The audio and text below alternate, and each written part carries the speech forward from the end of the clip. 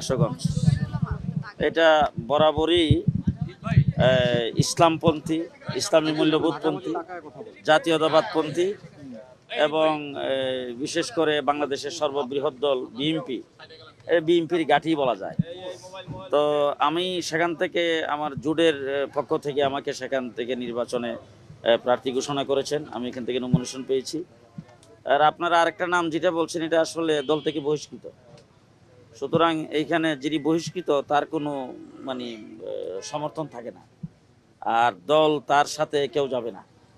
আমি ইনশাল্লাহ ওখানে সর্বস্তরের জনগণ আমাকে সমর্থন করছেন এবং ইতিমধ্যে আপনারা শুনেছেন ব্রাহ্মণবাড়িয়া আলেম ওলামায়ে কেরামের দেশ, আলেম ওলামায়ে কেরামের জেলা, ওখানকার সর্বস্তর ওলামায়ে কেরাম সকলে ঐক্যবদ্ধভাবে আমাকে সেখান থেকে আলেম ওলামায়ে কেরামের পক্ষ থেকে একক প্রার্থী হিসেবে ঘোষণা করেছেন। আমি ইনশাল্লাহ ওখান থেকে বিপুল ভোটে বিজয়ী হব, এর মধ্যে কোনো সন্দেহ নেই। 1 নম্বর সেটা আমি বললাম তো যে 1 নম্বর হলো সে বহিষ্কৃত, এখন তো সে সেখানকার কিছু না। 2 নম্বর হলো আপনারা যেটা বলতেছেন হেভিয়েটও সে কিছু না। রাজনীতি শুরু করছে কয়দিন হয়েছে? আমার রাজনৈতিক বয়সের 4 বছরের তার জিন্দিগির বয়স ছোট। আমি যখন থেকে রাজনীতি শুরু করছি এর 4 বছর পরে সে জন্মগ্রহণ করেছে। আমি রাজনীতি শুরু করছি 1977-78 থেকে, তার জন্ম হয়েছে 82-তে।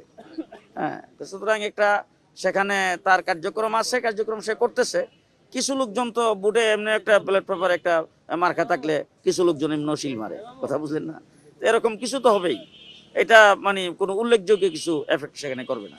আপনাদের 4টি আসন তো, 4টি আসনে ইনশাআল্লাহ 4টিতে আপনারা যে আমরা 4টি আসনে আমরা বিপুল ভোটে জয়ী হব ইনশাল্লাহ।